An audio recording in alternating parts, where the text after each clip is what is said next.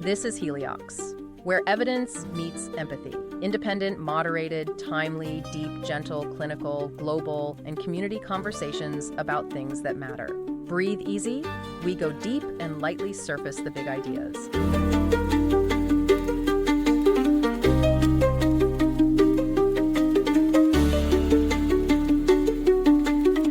Welcome to the Deep Dive. Today we're looking at, well, a giant of history.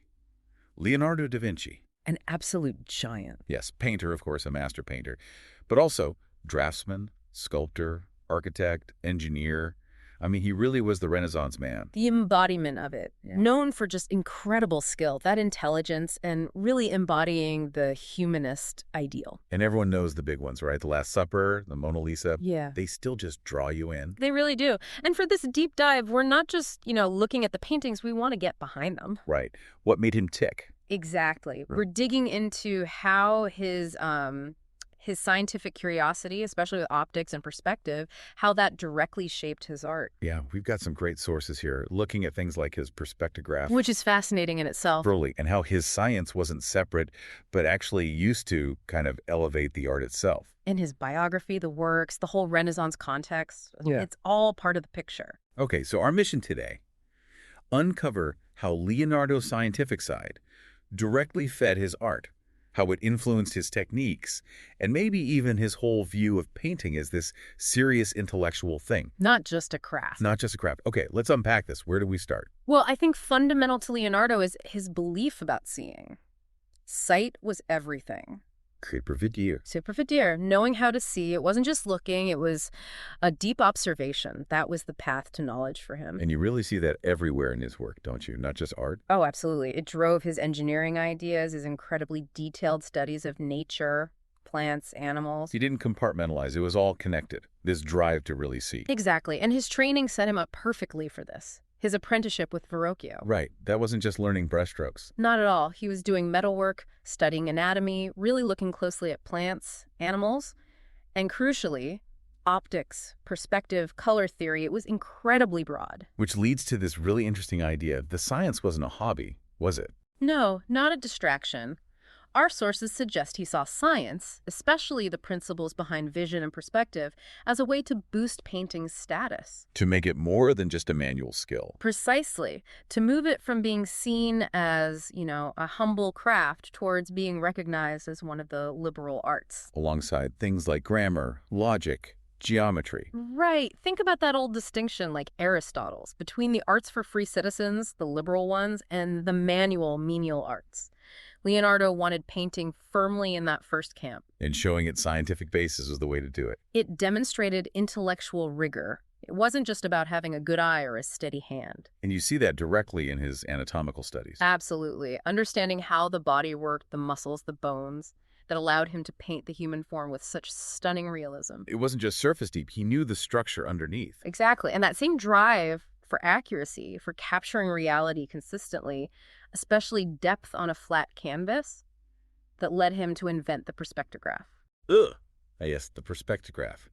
He wasn't just happy making far-off things small. No, he wanted a system, something reliable. So what was it exactly, this device? Okay, picture this. Basically, it's a pane of glass in a frame, and it has a little peephole, a fixed viewing slot. Okay.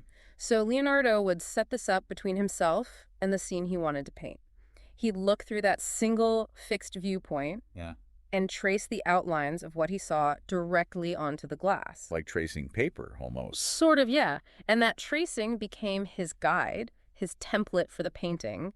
It guaranteed the linear perspective was correct from that specific viewpoint. That's brilliant. It's like freezing the view. And it shows his belief that art needed that empirical basis, that observational rigor, just like science. There's that classroom activity one source mentions, Leonardo's window. Helps you get the idea. Oh, yeah, that's a great way to understand it. You just need, a window, some acetate, a marker. Right.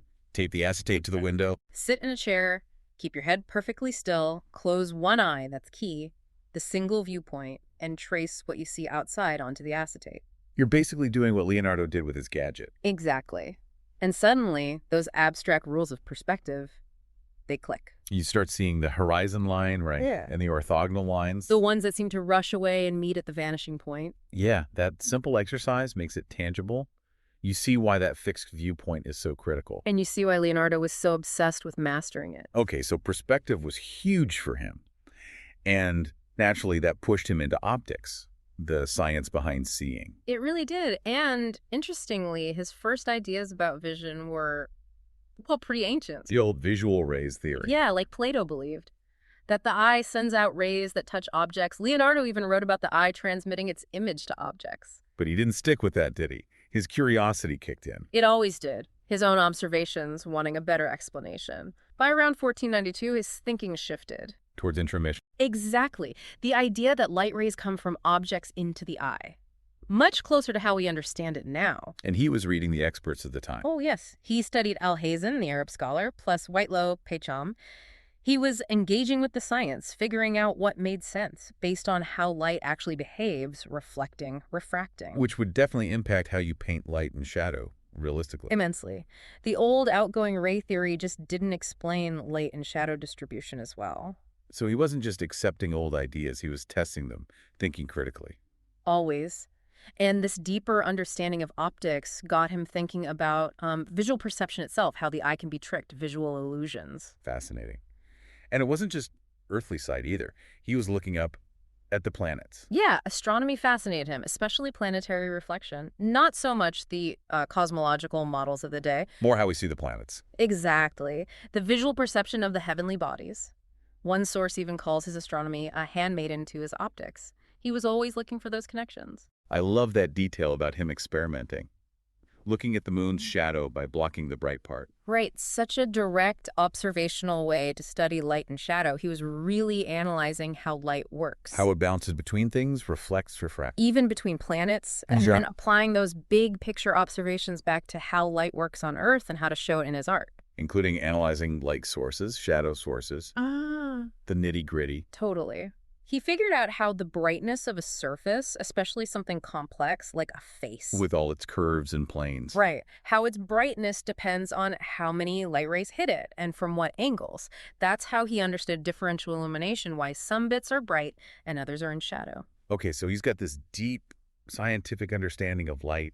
How does that directly show up in the paintings? What changes? Well, look, he was already a master of chiaroscuro, that light-dark contrast. Everyone knew that. Sure.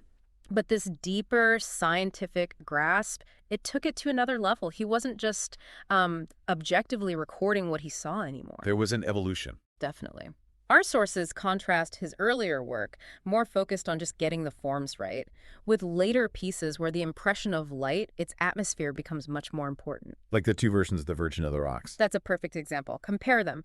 The later one just has this heightened sensitivity to light, how it interacts with everything. It's softer, more atmospheric than the earlier, more sharply defined one. And then the Last Supper. Yes. His Capolavoro, as one source calls it, his masterpiece. Our optics are key there. Absolutely central. The source highlights the meticulous way he handled the light, the shadows cast by the figures. It adds so much drama and depth. It really shows his obsession with optics. And acoustics, too, interestingly. He even wrote about it in his notebooks, right? How far each apostle was from the light source affected their shadow. Exactly. He calculated it. He wasn't just placing figures, he was conducting the light itself within the scene. Wow. And it wasn't just the figures, the details, the objects on the table. Oh, the still life elements are incredible. The food, the tablecloth folds. One source argues this makes him kind of an early master of still life. You can see why. Maybe influencing guys like Caravaggio later with their super dramatic still lifes. The realism in those mundane objects, how the light hits them. It was groundbreaking. Sure. Even Vasari, writing back then, noticed it. He said Leonardo added this kind of shadowing to oil painting that gave figures more energy, more three-dimensionality, more punch. Of course, all this is happening during the Renaissance. He wasn't in a vacuum. Not at all. This was a period of massive change, this rebirth in Europe. Big focus on the individual, on humanism. Now, art was changing too.